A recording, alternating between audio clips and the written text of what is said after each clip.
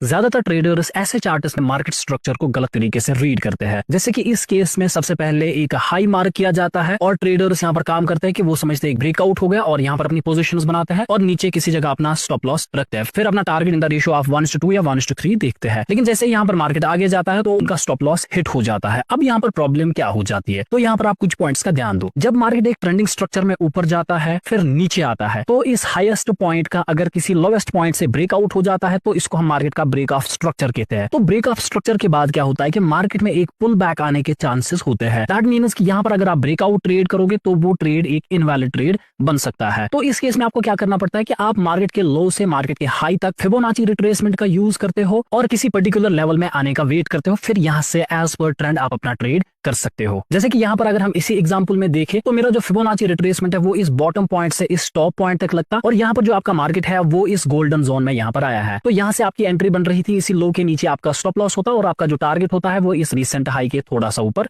होता है। तो अगर हम आगे इस चार्ट में देखें तो इस चार्ट में आपका टारगेट जो है वो हिट हुआ है। Follow for more.